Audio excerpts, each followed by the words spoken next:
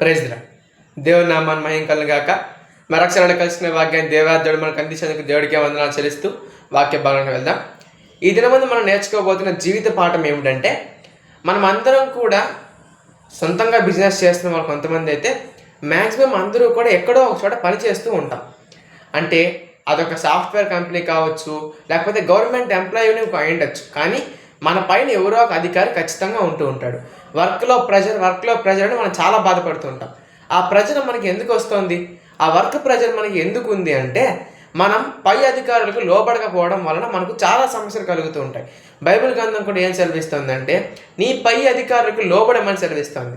మనం ఒక చిన్న తప్పు కానీ మనం చేయకుండా ఉన్నట్లయితే మన ఉద్యోగంలో మంచిగా ఉండగలం. అదేమిటంటే, మన పై అధికారి ఎవరైతే ఉన్నారో వాళ్ళు తప్పు చేసినప్పటికీ కూడా మనం వాళ్ళు తిరిగి ప్రశ్నించకూడదు. మనం కానీ వాళ్ళని ప్రశ్నించకుండా ఉండగలిగినట్లయితే వాళ్ళు మనల్ని మంచి దృష్టితో చూడగలరు. ఫర్ ఎగ్జాంపుల్, ఇప్పుడు మనం వాళ్ళని ప్రశ్నించామనుకోండి, వాళ్ళు చేసిన తప్పే మనం ప్రశ్నించామనుకోండి, వాళ్ళు మనకంటే హై స్టేజ్లో ఉన్నవారు కాబట్టి వాళ్ళకంటూ ఒక ఈగో, అంటే వాళ్ళు దేవుడు నమ్ముకున్న వాళ్ళు కావచ్చు, నమ్ముకోని వాళ్ళు కావచ్చు, ఈగో అనేది వాళ్ళకు ఉంటుంది. కాబట్టి వాళ్ళు నాకన్నా చిన్న స్టేజ్లో ఉన్న ఈ వ్యక్తి ఏంది నన్ను ప్రశ్నించేది అన్నట్టుగా వాళ్ళు కోపపడి నీ మీద ఎక్కువ పనిభారం మోపడమో లేకపోతే నిన్ను ఇబ్బంది పెట్టడం జరుగుతుంది.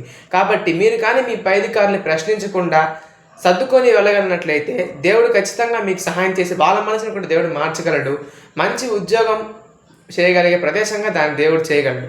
కాబట్టి ఒక చిన్న మార్గాన్ని పాటించి శాంతిగా నెమ్మదిగా పని చేసుకుంటూ మన జీవితాన్ని వెలుబుచ్చుదాం. ఈ వాక్యం దేవుడు దీవించి ఆశీర్వదించును గాక. ఆమేన్.